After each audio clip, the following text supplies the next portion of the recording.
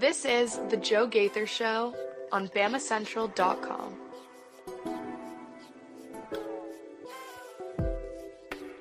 Good morning, Tuscaloosa. Good morning, Tuscaloosa, Internet world, West Alabama. How we doing today on a Thursday? It's the Joe Gaither Show on Bama Central, BamaCentral.com. Hope you and yours are doing well. We're live in the Derek Daniel State Farm Studios right here off of McFarland Boulevard, just past the Tiger Rock on the left. As you get your way into Northport, we're hanging out right here. You can call Derek for all of your insurance needs at 205-758-3391. Like a good neighbor, Derek Daniel is there. We're going to have a lot of fun today on the Bama Central YouTube page, on the Bama Central Facebook page. You're listening to us on Apple Podcast, Amazon, Spotify, wherever you get your podcasts. You can find the Joe Gaither Show on Bama Central. We appreciate everybody who has subscribed, rated, reviewed the program. All you guys who have gone out of your way to leave us a review over the last couple of weeks since we've been asking for them. I really appreciate that. It helps spread the algorithm. So if you've got some time, take a little bit of time to leave us a review on Spotify or Apple Podcasts. It will help spread the show. We're presented by Purple Turtle Roofing. You can visit roofturtle.com for all of your roofing needs all throughout the Southeast, but across the state of Alabama. Metal roofs, shingle roofs. You've got all kinds of roofing needs. They can take care of you. Industrial roof or commercial roof. It doesn't matter. They'll come take care of you, make sure that your roof has no trouble spots, has no damage. They'll come give you a free roof inspection and give you the peace of mind that you deserve. So check them out at roofturtle.com. We're going to have a lot of fun today with our friends Theo Fernandez and Katie Windham. You can follow them at Theo Fernandez _ on the Twitter machine. You can follow Katie Windham at Katie Windham _ both of them covering all things Alabama athletics. Katie Windham leading all of our coverage at BamaCentral.com. Going to have a lot of fun today talking NCAA Softball Regionals. The last series of Alabama baseball's regular season gets started today. We're also going to talk a little football with Katie as well. So a lot of things to get into today, and we invite you to jump in and join us on the comment section or leave us a voicemail at 205-462-7340, extension 800. So a lot of things to get into today, a lot of fun to be had, and cannot wait to do it with you guys. Good morning, Theo. How we doing, sir? Doing How was great. that off day yesterday? It was a phenomenal off day. Got all rested. I'm going down to the beach in about 90 minutes, so I could not be more excited. It's a good life out here. Man, Katie, how jealous does that make you? Theo's been doing our show with us each morning, and then going out to surf or to spend time in the beach, or there's some outdoor gyms on the beach that he's been enjoying. How jealous does that make you? God. It makes me very jealous. Yes. Our other coworker, Hunter, was on vacation in the Caribbean a couple weeks ago, and I said, send a picture to make us jealous, and it did, and Theo out there in the sun. It actually, though, I was just checking the weather because I'll be headed out to softball in a little bit for pre-game day media. It actually is like, knock on wood, like pretty pleasant weather here this weekend, because sometimes regionals and supers, it is like scorching hot. We sit outside in the postseason, and I'll just be dripping in sweat. But I think actually we're going to have some pretty nice weather in Tuscaloosa this weekend.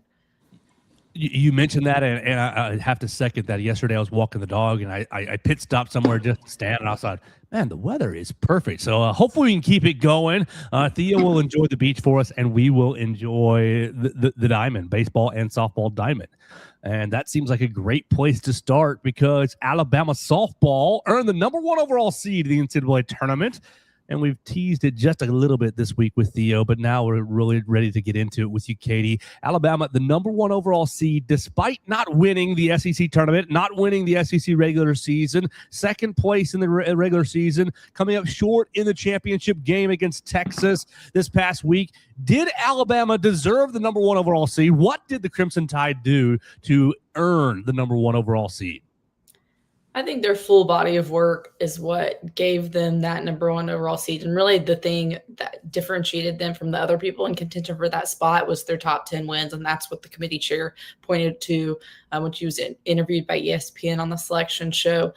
That it's a little different every year because the people who are on the committee switch up, but they've basically never valued who wins the conference. Like, that's not one of their criteria. In 2019, Alabama won the SEC by 4 games and infamously was the #8 seed in the NCAA tournament. It was a team that probably was a lot better or more deserving, something higher than an 8 seed, or #8 overall seed. The way they've kind of done the seeding this year is kind of weird. And kind of dumb. But with it seeming like there's an 8 seed, which there is in Alabama's bracket. But anyway, that's beside the point. I think they did do enough throughout the year to deserve that number 1 seed. I understand why it's confusing to people based on how some of the other sports work, but basically every softball bracketologist I saw going into Selection Sunday had them as the number 1 overall seed. So it wasn't a big surprise. They had a lot of top 10 wins. And then in the SEC tournament, even though they didn't win, they picked up 2 more RPI top 10 wins against Arkansas in the quarterfinals, Florida in the semifinals. And that kind of just solidified their resume as why they were going to be the number 1 overall seed.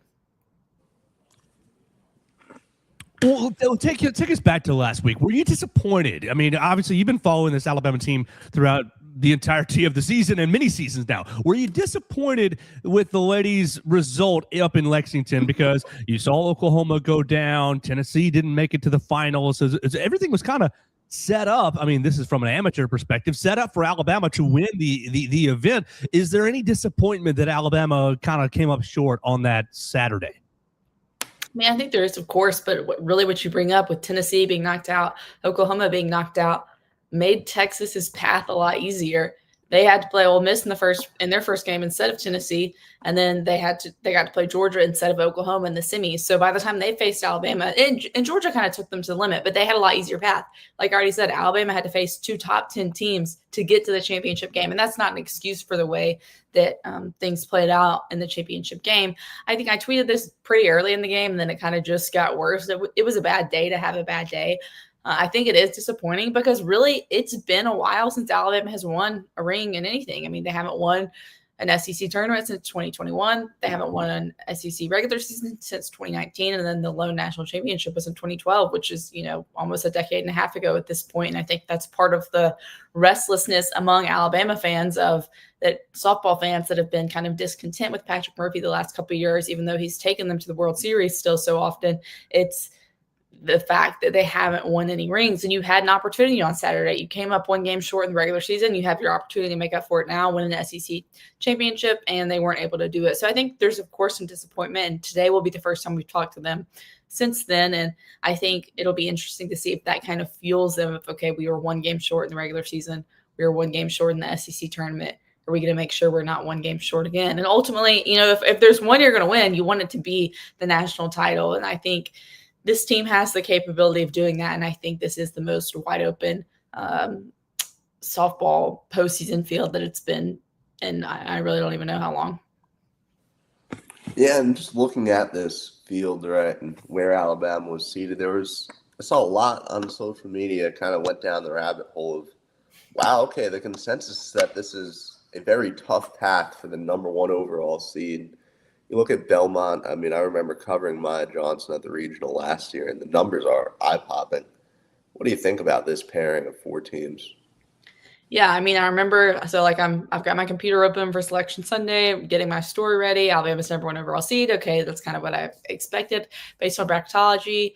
Then they say Southeastern Louisiana, and I'm like, I'm kind of surprised by that because they're a pretty good team that I thought maybe they'd get sent somewhere else. And then they say Belmont. I'm like, wow, they're just sending 2 of the best mid-majors all year to Tuscaloosa.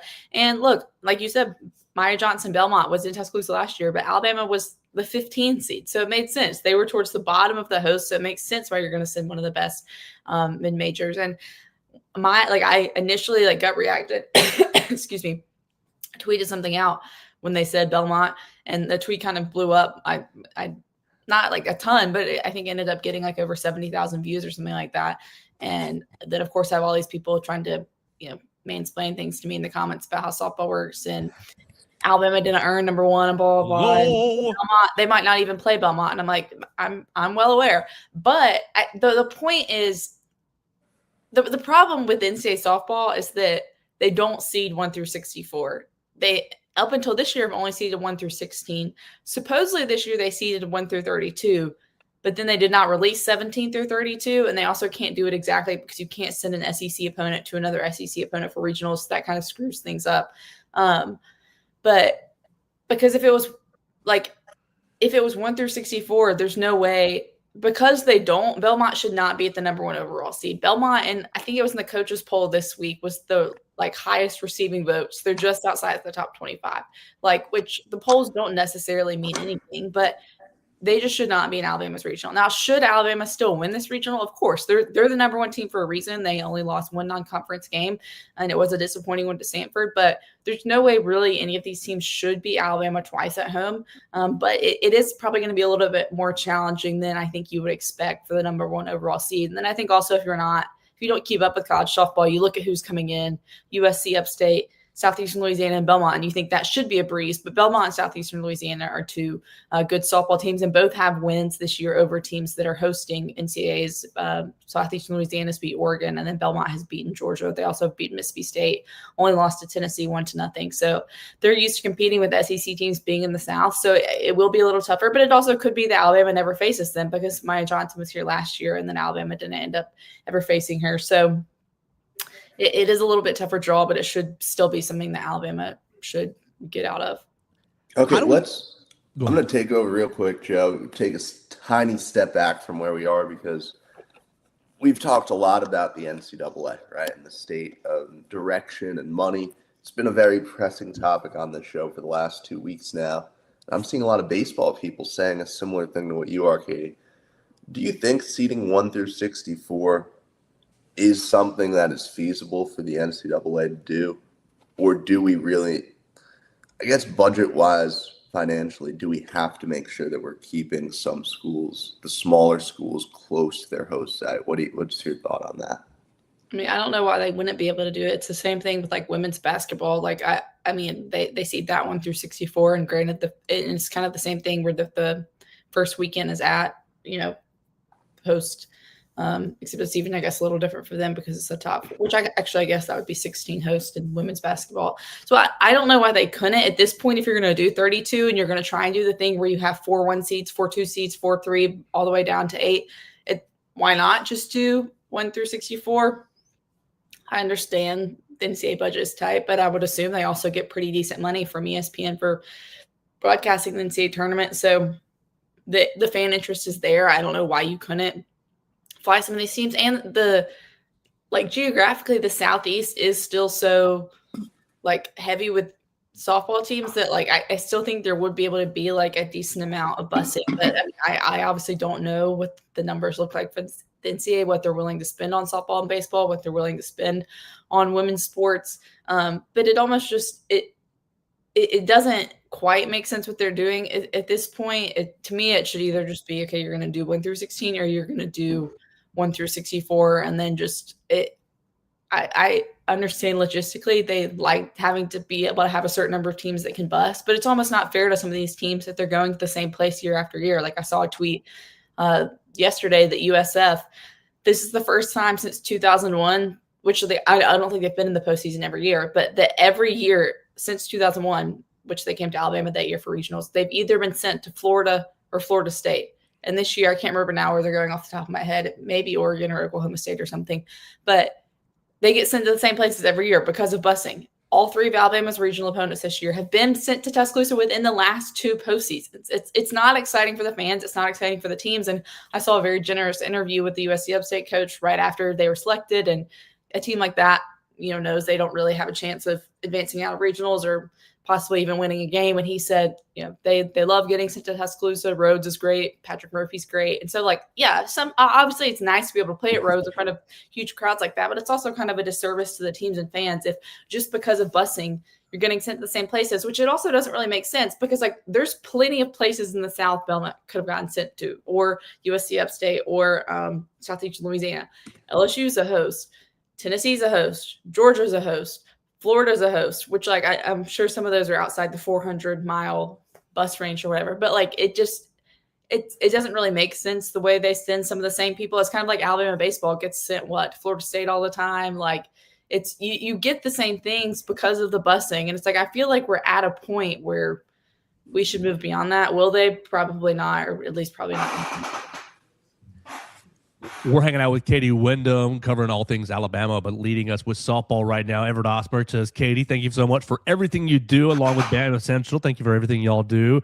I appreciate you spending some time with us this morning, Katie, to talk about the NCAA Regional. We watched Alabama this past Saturday get shut down by Tegan Cavan of Texas this past week. And really, the Alabama offense has been the focus for the last 3, 4, 5 years for the fan base and for the program.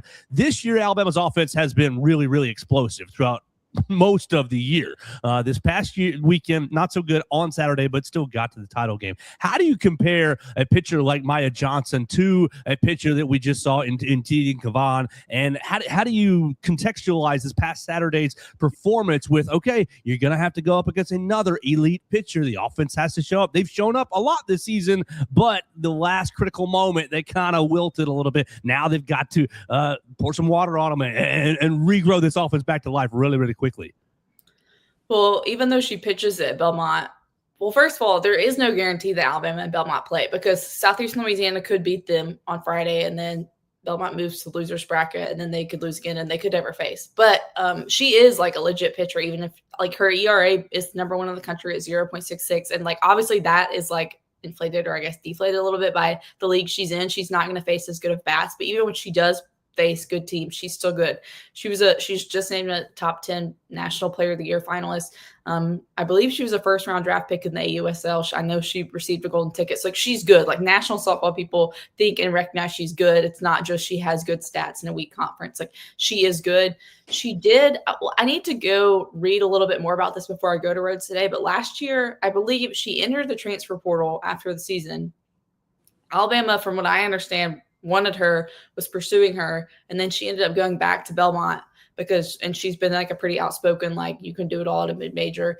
And the reason why she originally entered supposedly was something to do with like her nursing program or something. She didn't think she'd be able to do it there, but then she was, and she loves Belmont. She stayed. And honestly, like, I applaud her for that, because like, you don't see that a lot. And I don't think there's a ton of people in softball that can get good money, but I think she would have been able to from a Power 4 school last year, and she stayed at Belmont. So I respect her a lot for that, but she's good. I think with Tegan Cavan in the SEC championship, I think the most disappointing thing for the offense is that's the 3rd time they've faced her this year. She is a really good pitcher, obviously. And the first time they faced her, she pretty much shut them down, mowed them down when Texas won that game 1 in Tuscaloosa.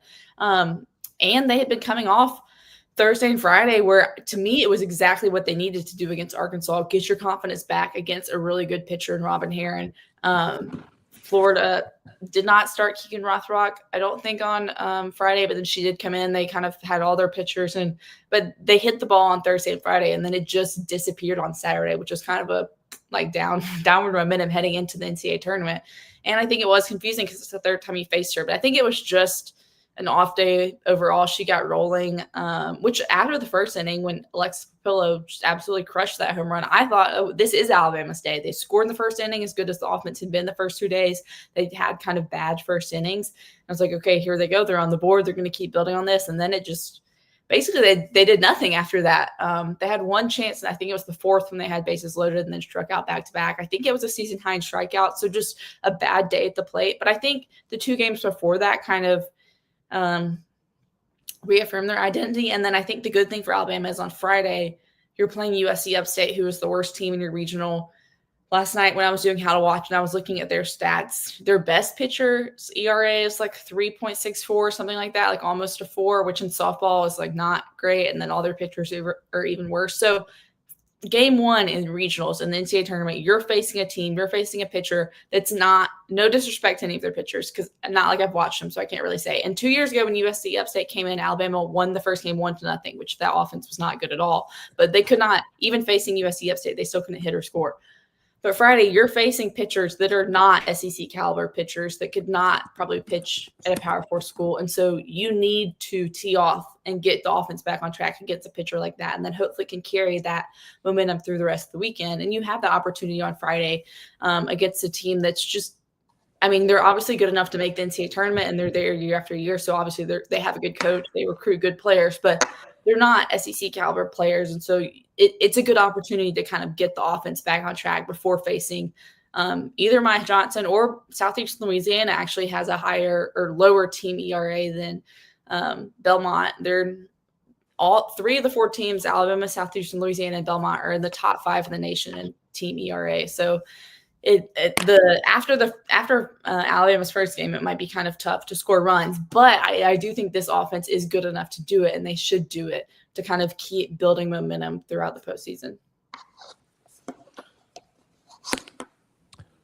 All right, so if Alabama takes care of business in the regionals, then they're lined up with really LSU in the other side of the bracket. LSU's they're paired up with the Baton Rouge Regional. You're either going to play LSU, Virginia Tech, South Alabama, or Akron. How do you feel with those 4 teams on the other side facing you next weekend? How do you feel about Alabama's chances to get all the way to Oklahoma City if they can get through this weekend? I think that part lines up pretty well. I think it's kind of talking about teams you face again and again. Somehow they always face Virginia Tech in the postseason. So and Virginia Tech was right on that hosting bubble. So I won't be surprised at all if they win that LSU regional and then it ends up being Virginia Tech at Rhodes again.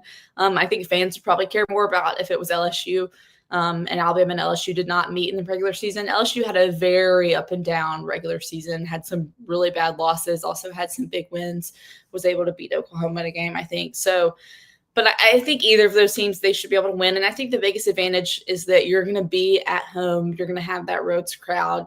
It's going to be hard for any team to beat you twice at Rhodes. It's been a little bit since there's been a super regional at Rhodes because the last 2 years they got sent on the road. 2023, they had one at home. And then 2022 was supers, or was the only year they've not advanced to supers when they lost in regionals. So really, I was thinking about it, and it's like – and, the last 5 years, there's only been one super at home. And I think these fans are kind of desperate for that. So I think whoever it is, I think Alabama should advance back to Oklahoma City in the Women's College World Series. And just getting a temperature check on the team. I've asked you this just about every time you've come on. Is it World Series or bust? Is it Oklahoma City or bust? What does the team have to do? I see number 1 overall seed, and I think, you should come pretty close to winning the whole thing, right? Yeah, I think at this point, especially with the number 1 overall seed, I think making it back to Oklahoma City is kind of like the minimum of what you need to do. I think I've said this already on here, but I think really what they need to do is at least advance to the semifinals of the Women's College World Series, because really the last 2 trips out there in 24 and 23 – 2024 is when they upset Tennessee in supers, and then 23 was Montana's last year. Both those teams you kind of knew had no shot of winning a national title or possibly winning a game. 2023 went 0-2 in OKC, and then 2024 they beat Duke in their second game, I think. But it's been since 2021 that they made the semifinals, and I think that team had a really good chance of winning a national title when Montana threw the perfect game, and then they lost to Florida State. And then there's the rain delay, and then they lost game 2, and it was kind of just an unfortunate set of circumstances. So I think baseline minimum is making it back to Oklahoma City. I think you really need to get to the semis. And I think if you could get back to the championship series, that would be huge too, because I believe you haven't done that since 2014. I'm trying to think if I don't think they've made it back to the championship series since then, when it was Alabama versus Florida for the national title. So it's kind of been a long time since these milestones. And I have a friend I talk a lot about softball with, and we'd kind of said the last couple of years, it was really hard for us to picture Patrick Murphy, as much as we love him and as good as I think he is. And I don't think that Alabama, whenever I see people complain about him or think they should be fired, I think that's ridiculous. But it was hard for me to picture him taking this program back to another national title. And I think this team can do it. So obviously that would be huge. I think it's a possibility. I don't necessarily think it should be the expectation. And Murph also hates the word expectation. But I don't think they're going to be the trendy pick to win the national title. In fact, I think they're going to be a pretty trendy pick to not make it to OKC, which I think will kind of fuel them as well. But I think, making it to the Women's College World Series is the baseline minimum. And then I think you need to at least get to the semifinals this year and be be a legit contender when you're out there, not go 0-2, and be one of those teams that's actually threatening for a national title. Well, she's Katie Windham, and Alabama softball will start the NCAA Regional on Friday at noon against USC Upstate. You'll be able to follow her coverage at Katie Windham _ and right there at BamaCentral.com. If the ladies are victorious on Friday, they'll be playing on Saturday at 1 o'clock, and then they will, if they're victorious, then on Saturday they will be playing on Sunday at noon for basically the right to advance to the Super Regionals. Sunday could be a doubleheader, but really all those games and all those schedules you can read about at BamaCentral.com and keep up with the first pitch times with Katie Windham, because sometimes softball postseason stretches 20 minutes one way, 20 minutes another way. So make sure you keep up with Katie Windham for all of those, for all that information and all the updates. Why don't we transition to football, and then Theo and I will wrap it up with Alabama and Ole Miss baseball. Katie, we've had a lot of fun this week talking about expectations, talking about players who might break out, talking about players who will have a bit larger roles this season. We've really been using Hunter DeCyver's piece from Monday, 5 players poised to break out in 2026. We had Hunter DeCyver join us yesterday to talk about all 5 players, and we kind of debated and bantied back about okay, does Lassie Brooks qualify as a breakout candidate? And it made him kind of explain his article, so we appreciate him taking his time with us yesterday. If you missed that program, you can find it on Apple Podcast, Amazon, Spotify, wherever you get your podcasts. Katie, why don't I ask you, who do you think this year? I mean, everybody's looking at the quarterbacks. Brand new quarterback, okay, one of those guys has to break out. Who do you think is going to be some of these guys that we aren't really talking about right now or haven't talked about enough that will be stealing the headlines in the fall and break out for Alabama football in 2026? I feel like this is cheating a little bit, especially if sorry, Rooney just came in the room. If y'all hear that. Rooney boy. His nails on the floor. He's going to whine for you a little bit too. If Latsia Brooks is cheating, I think, and this person's name has been in the headlines obviously over and over, but more of a bad thing. I almost think this is like a potential breakout year, or like getting back to what it was for the first 6 games of 2024 for Ryan Williams. And he has a new name, Ryan Coleman Williams. So maybe that could be my spin on why he's a breakout, because I think he obviously had a flash in the pan, super hot start to his freshman season. The Georgia game put him on the map, huge moment, everybody watching that game. Alabama wins. He scores a touchdown in X number of games in a row, whatever. And then it just kind of drops off at the end of his freshman season. And then his sophomore season, he comes into the year, one of the faces of college football on the cover of video games, has one of the highest NIL valuations in the country, and then just didn't have a great year. It wasn't horrible, but I think obviously nowhere close to what people expected. And so I think he's a guy that can kind of break out of what was all the negativity surrounding him last year, and even the negativity that surrounds him in the offseason, whether it's stuff with his personal life and people just being weird on the internet, or just kind of how last year went. And I think he's a guy that is going to be back in our headlines for good reasons a lot this year. And I know that's cheating a little bit, but he is kind of somebody I see in that vein. And then as far as somebody that I think actually is maybe not been in headlines his first couple of years in Tuscaloosa, but could be this year. And not that necessarily offensive linemen get a ton of articles, but I think William Sanders is going to be a guy that even though he did not compete in the spring with an injury. I think you tweeted at 8 Joe about just how good he looked physically. And I think he's a guy that Alabama wants to be in that starting lineup. And offensive line has obviously been a struggle the last couple of years, the run game. And I think if he can help Alabama in that area, he's a local kid. I think that can be something that fans can really get behind. And he can be a guy that he wasn't a guy that came in super highly rated, recruited. I mean, obviously he was recruited, but he's not the 5-star. And so I think he has a chance to kind of break out and put his name on the map this year. And then defensively, I'm not sure who it'll be. I think Hunter said QB recent linebacker. There's got to be somebody that breaks out a linebacker besides Caleb Woodson, because you're going to have somebody else that steps up into that starter role, whether it is QB Reese, Caden Jones, somebody we're not really talking about as much. There's got to be somebody at that other inside linebacker that breaks out, because you hope there is for Alabama, or else there's going to be some issues on defense. I like the William Sanders pick. I think that Joe, I know you're really high on him. I'm surprised you didn't come up with that, honestly, now that I think about it, as one of your breakouts.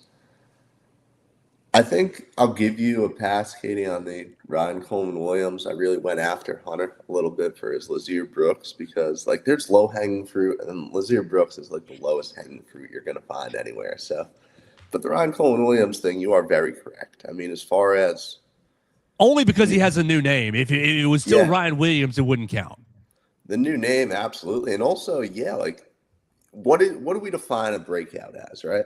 A breakout is somebody elevating their level of play from point A to a much higher point B.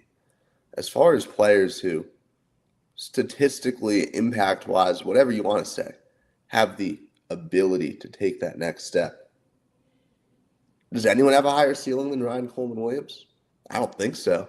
I mean, we know, and Alabama fans are just holding out hope for him to be this game-wrecking, elite wide receiver who controls games, who isn't, obviously making the drops like he was last year. And he certainly wasn't that at all last year. So me and Joe talked about the pressure that's on him from the draft point of view probably 2 weeks ago now. I don't hate that pick at all.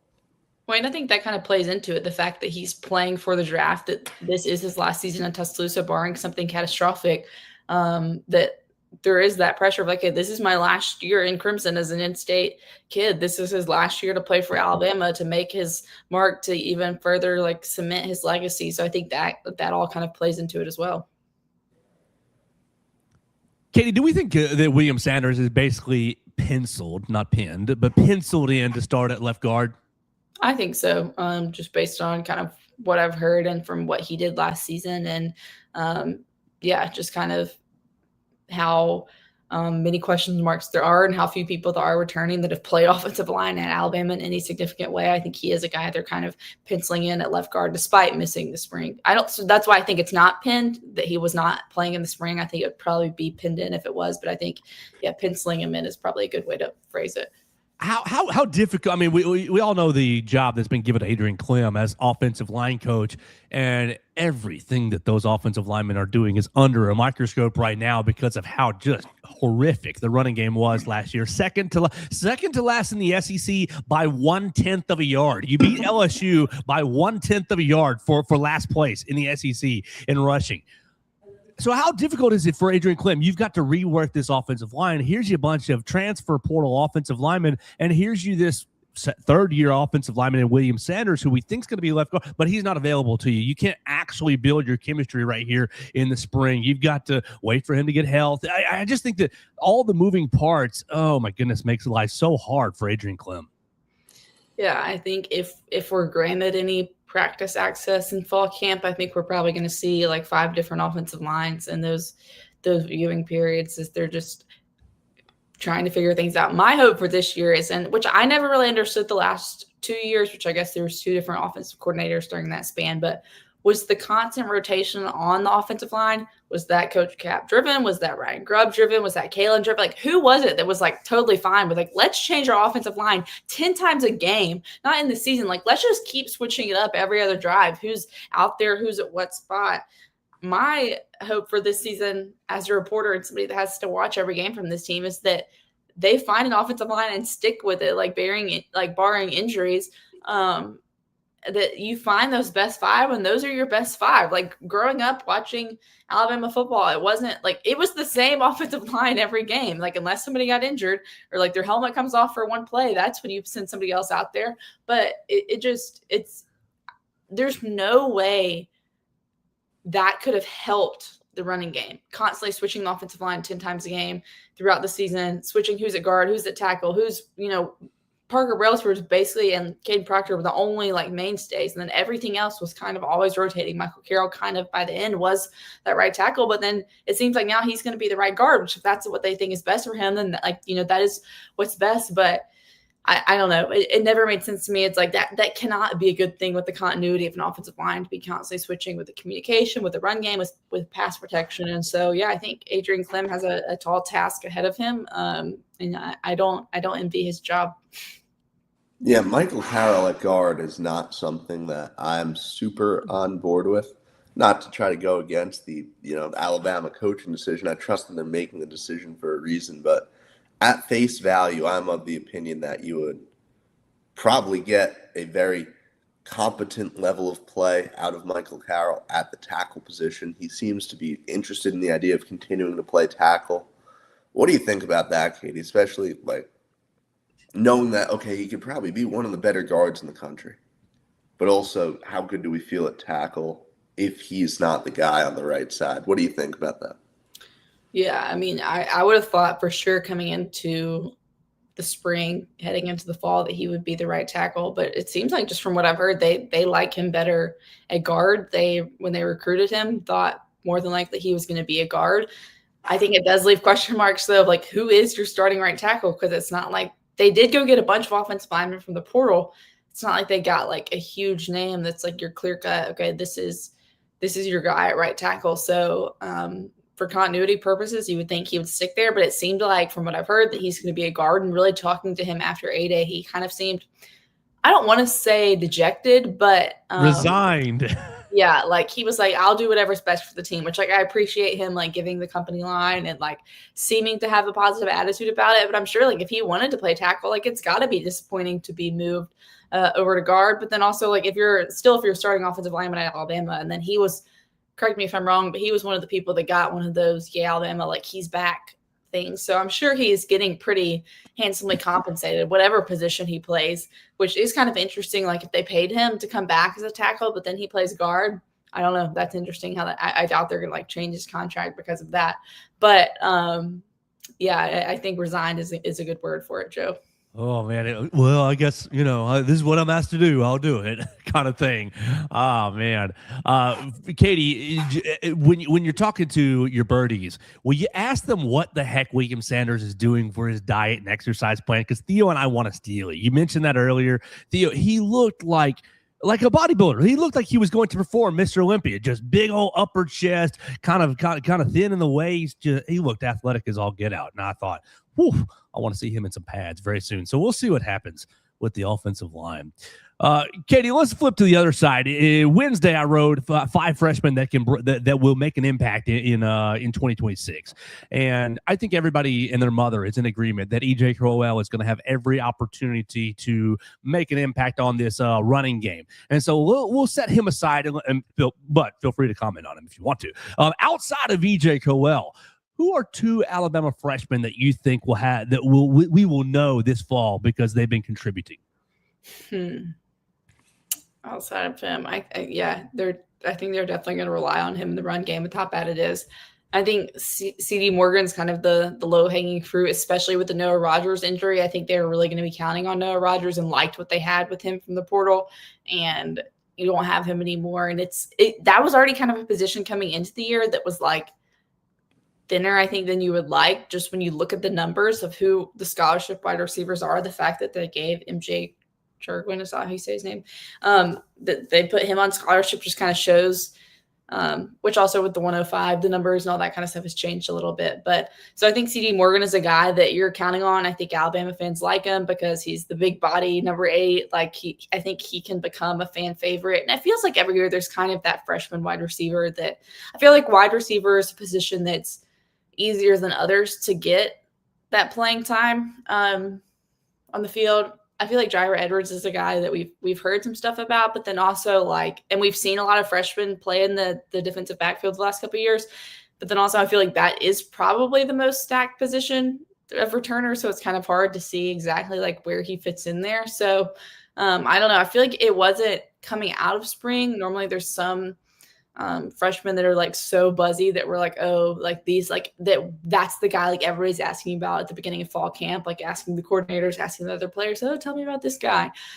I feel like we didn't necessarily have that as much this spring. I think partially because EJ Crowell didn't play in the spring. But then, yeah, so I'm not, 100% positive or sold on any freshman yet, but I think there will be something to contribute. That's kind of one of Kalen's like pull string or go-to lines the last couple of years is that they've played more freshmen than anyone else, or they play a ton of freshmen on special teams. They kind of give them their opportunity to figure things out there. I think it's kind of an antidote to the anti-Alabama recruiting page of, oh, if you go there, you won't see the field. I think they like to find ways to get freshmen plugged in. So I'm sure we'll see a decent amount this fall.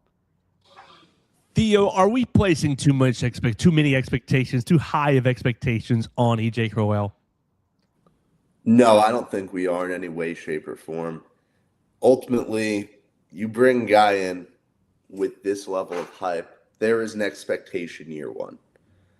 One quick note, I mean, you realize I don't think any of the injury from the spring is really going to hold them back all that much. And I can point to, for example, Azir Brooks, right, a guy who was hurt basically most of the summer camp. We were worried, will he get on the field? Will it line up? And yes, if you're a good enough football player, you're going to end up on the field. Look, we're all dissatisfied with Alabama's production in the run game.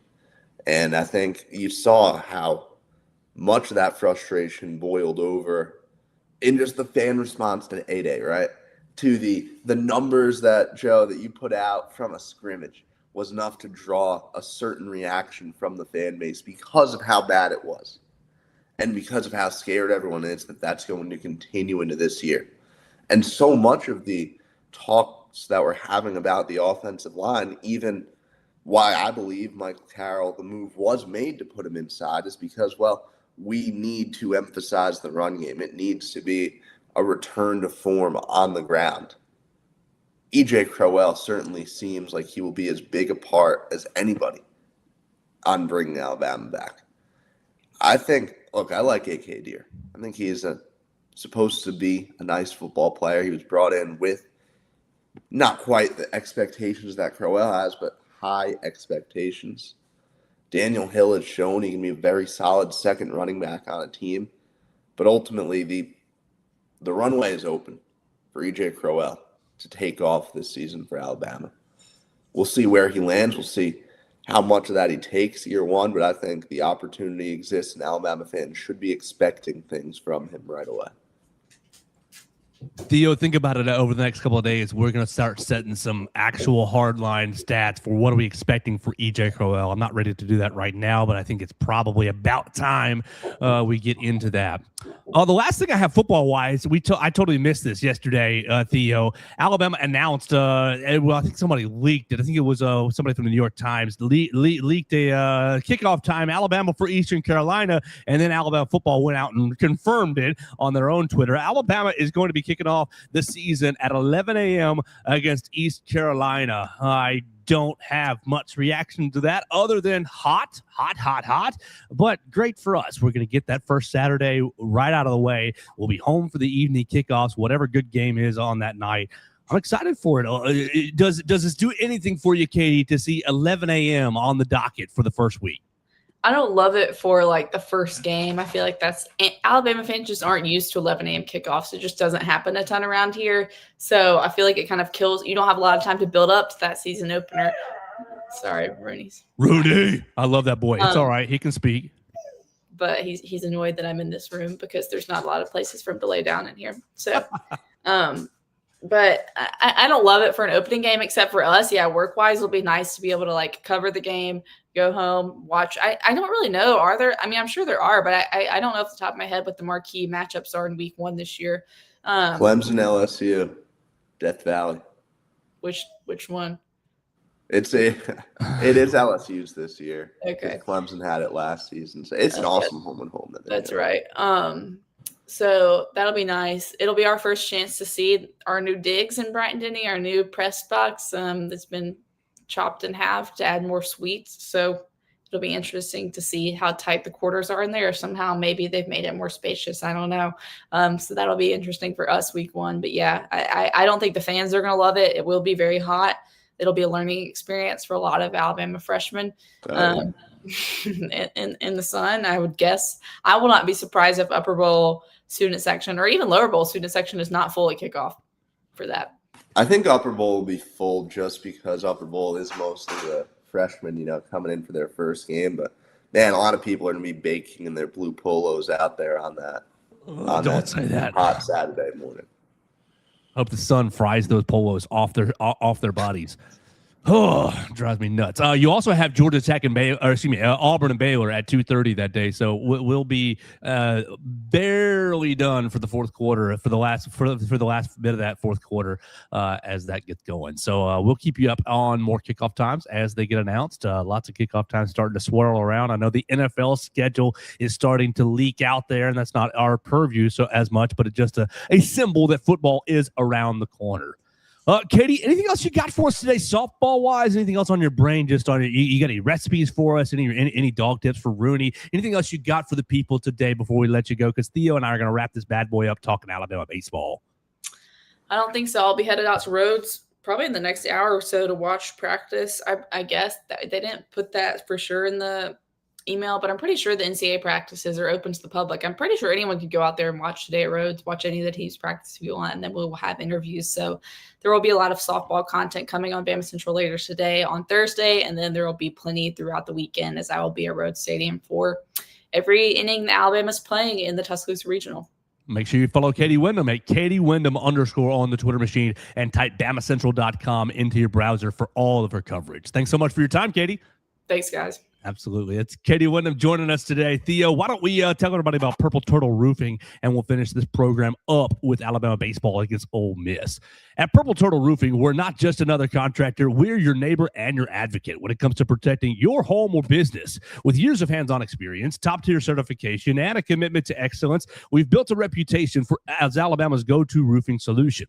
We specialize in residential roofing, commercial roofing, emergency storm repairs, full-on roof replacements, insurance claim support, and more. You can visit them online at roofturtle.com or call them at 877-787-6635. You can schedule a free roof appointment. They'll come out, inspect your roof, make sure no trouble spots, no cracks in your shingles, no screws loose in your metal roof. Everything's good to go, so you don't have any leaks or any damage inside your home or inside your business. Call Purple Turtle Roofing today or visit them online at roofturtle.com and schedule your free roof inspection. Roofing with heart, built to last. Purple Turtle Roofing. All right, Theo, let's finish this bad boy up by talking about Alabama baseball. Last series of the year, last home series of the year. Is it going to be the last action in Sewell Thomas Stadium? Maybe, maybe not. If Alabama can win, how many? One game, then they're due to host a regional. That's kind of my perspective. I think if you get one against the Ole Miss Rebels, you can host an NCAA regional right there at Sewell Thomas Stadium. The action starts tonight at 6 o'clock. You'll have a Thursday, Friday, Saturday series. 6 o'clock this evening, right there at the Joe. 6 on Friday, and I believe it's at 2. It's a 12. Let me double check on Saturday. But Theo, your perspective as you see Alabama trying to win its 7th straight SEC victory, get the 7th straight SEC win, and trying to win its 3rd straight SEC series. I do believe the magic number is at 1. And it's not just for this series. It's 1 the rest of the season before regionals, that you just need to win 1 game to get a spot, to get the Tuscaloosa Regional, right? Something fans have been waiting for since 2023, something that you want to have under Rob Vaughn that you came really close to last year. And it's funny because this really mirrors last year pretty closely, I would say. Alabama last season was a little lower in the RPI, but at a very, you had more wins because you didn't drop any of the midweeks, which that's rare. That's not going to happen all that often. But Alabama was in great shape, ended up winning the first against Florida, losing the final 2 of that series. This was on the road against, a pretty solid Gators team. Alabama then proceeded to go to the SEC tournament, pick up a win against one of the worst SEC baseball teams I've ever seen in Missouri. They were awful. Just drop a game to Tennessee. Alabama this year, I was writing the bracketology piece last week, which if you guys want to find out about Alabama's kind of path to SEC seeding, you can check the BamaCentral site in about an hour. But basically, Alabama dropping to the 9 seed may or may not be possible. Spent about 2 hours trying to run numbers, couldn't figure it out. It would come down to an insanely complicated tiebreaker. But basically, for Alabama to lose its first round bye, it would have to get swept by Ole Miss and then lose out on just a bizarre tiebreaker, which win-loss percentage against teams tied against common opponents, and then win-loss percentage of teams versus the highest seed using common opponents only. Like, come on. Like, You've already lost me, Theo. I'm sorry. Yeah, I lost myself. You lost me. And I've done but the you're numbers sitting at right. the 4 seed going into the weekend. You're sitting at the 4. So which puts you on next Thursday, and that's really golly. If you can hold that, whew, you're feeling good. Basically, if you sweep, you will have a home series. You're also really, really helped out by, or not home series, I'm sorry, double bye. You're really also helped out by the fact that Auburn has to host the regular season champions in Georgia. This Georgia team has just been elite this year. 21-6 in conference play. That's 5 games ahead of second place. Yeah. I mean, that is just bizarre. Texas A&M and Texas are tied for second at 16-10. Alabama and Auburn are tied for fourth at 16-11. Why is Alabama ahead of Auburn in the standings? Alabama took care of business. The sweep, error-free baseball. So Alabama holds the head-to-head tiebreaker. Oh, yeah. Might have forgotten that. Auburn fans certainly seem to have forgotten that happened. It's interesting. Texas and Texas A&M really, really benefited by having their third game rained out, because now they're going to be a half game ahead of Alabama and Auburn entering this last weekend. So really, for Alabama, like, you could rise as high as second. I'd say the goal for the weekend, though, is just to secure this first round bye, or first and second round bye, rather. And you also have teams coming up from behind, like Mississippi State could make a run. If Arkansas were to sweep Kentucky, which is very likely, Arkansas would probably end up in the mix to take that spot. So Alabama controls its destiny, though. And honestly, like, this series could go either direction. Yeah, Ole Miss is good enough to get you. Ole Miss is good enough to get you, and Alabama is inconsistent enough to be gotten, right? To, wow, we just walked in and they swept us at home, and the season ends on a really rough note, and then it puts pressure on the SEC tournament. Like, that is very much in the realm of possibility. It's also possible that Alabama goes out and just sweeps Ole Miss. 19 SEC wins, the best season in conference this century. Number 2 seed in the SEC tournament. You could pull off either. The pendulum swings very far for this team. Yeah. And that's going to be the story the rest of the season. It's going to be what I'm going to talk about in a week, no matter where Alabama's seated, how, yeah, this team can go on a run in Hoover. I'm going to talk about it at the regional. Like, yes, this team is capable of reaching Omaha. You've seen the errors. You've seen the bats go to die. You've seen the bullpen get shelled. You know that for as many great outcomes may exist, the opposite could also be true. It starts tonight at 6 o'clock, 6, and 2 o'clock. 6 on Thursday, 6 Friday, and 2 o'clock on Saturday over at Sewell Thomas Stadium. So if you are, I'll wait till a regional. I don't know. I don't want to go right now. Look, make it happen this weekend, because if your voice could be the reason, could be the encouragement, could be the extra focus that the fellas need to dial in and play clean ball. If you play error-free baseball, your starting pitching has shown you over the last several weeks that they're locked in. Tyler Fay, Zane Adams, and Miles Upchurch are locked in, and they're ready to give you 5 to 7 innings of really solid pitching. Just play clean baseball behind them.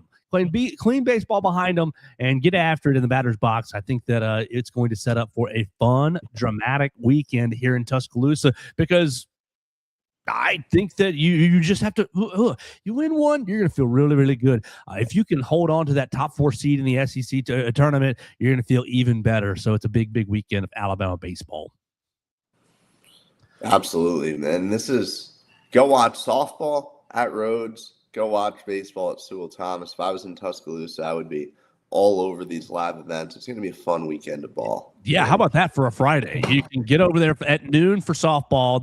They'll take care of business and be done at 2. You can have yourself a later lunch at 2:30, 3 o'clock, and then get over to the Joe for the 6 o'clock game, Alabama and Ole Miss game 2 on Friday. Whew, that doesn't get any better than that, man. Yeah, for real.